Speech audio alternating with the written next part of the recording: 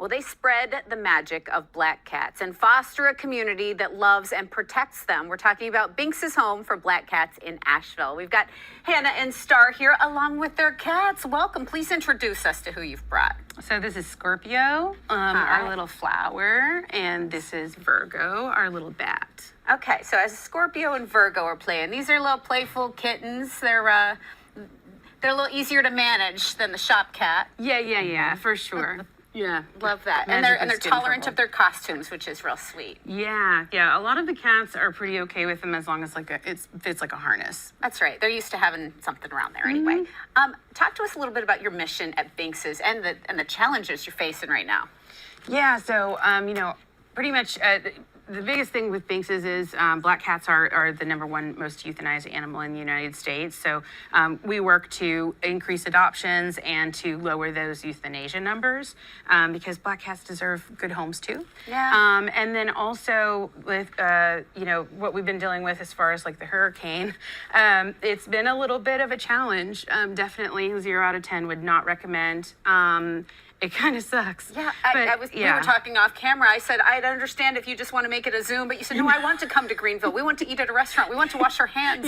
Yeah, exactly. You're not able to do a lot of these things. It was very exciting to wash our hands in warm water that did not require to be sanitized. Correct. But yeah. Everything you do, all the work you're putting in has just gotten more and more difficult, but you keep doing it. And talking about black cats today, they're just an iconic part of Halloween. Superstitious people might say they're bad luck, but that is the opposite, right? Talk about how lucky these cats are. There are a number of cultures in which black cats are considered actually good luck. Japan, Scotland, Germany.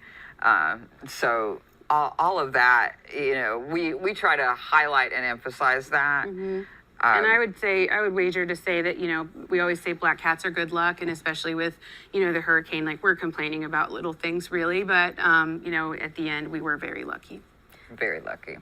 They seem like big things still this far out. Bless you for, I'm just glad you can be here with some of the amenities and bring some awareness to these sweet kittens, because October is Black Cat Awareness Month to promote the adoption of black cats. They're spunky, they're lovable, they're unique, but they're less likely to be adopted. Talk about that a little bit. Yeah, so adoption numbers for black cats are going up pretty steadily, so that's wonderful. I'm, hopeful that we had something to do with that. Yeah. But as far as they're the #1. They're much more likely to go into a shelter, and they're much more likely to be euthanized. So we try to just be a pipeline for those shelters that really need that extra, space to get black cats out, so that they don't have to make that difficult decision. And you fostered a whole community of people who support black cats, who want to enact this mission with you, including your primary veterinarian for Binks's. That is Paws Mobile Veterinary. Yes. You're promoting donations to help Paws recover from Hurricane Helene and get a new van, right? Yes. Talk about that. Yeah, so Dr. Dragon and Heather run Paws Mobile Veterinary in Asheville, North Carolina. They go a little bit further too. They're mostly just, in Western North Carolina. They go as far as Old Fort.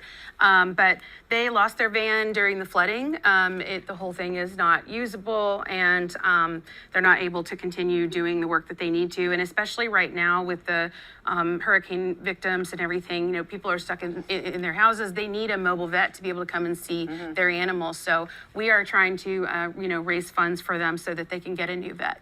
And you host a new van. Low-cost community and neuter days, but those are on hold, obviously, until you can get a van. So let's talk about your foster programs, your adoption process, because you're always looking for fosters. You need people to open up their homes right now. What goes into that?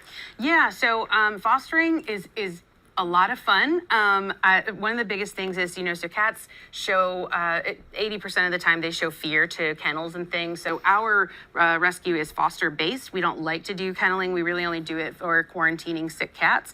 So for a foster, all you have to do is go online. You can go to our website, binksishomeforblackcats.com, submit an application, and then we provide all of the food, all of the litter, and all of the veterinary care for the kitties. You just need to provide a small space and a little bit of love. And a little bit of love goes a long way with these cats. What else should we know about sweet cats just like these, their stories and what your hopes are for them? Yeah, so I mean, these guys came from a litter of 6. So we have, a bunch of kitties that are coming in right now that are displaced from the hurricane. That's a big thing that we've been doing, is trying to reunite animals with their owners. And if we can't, then we're, getting them vetted and getting them adopted. Our hope is that, we can try to get as many cats adopted as possible by the end of the year. We always like to increase our adoptions. And I just hope that everybody would consider adopting a little black cat. Well, these two certainly make a great case for the cause. I think somebody sees themselves on screen. Yes. They did. Really cool. Hannah Starr, thank you so much. And You're so welcome. These you. cats, their new homes real soon. Binks's home for black cats is located in Asheville at 2 Wall Street. You can learn more online. We'll have that link and this segment on accesscarolina.com.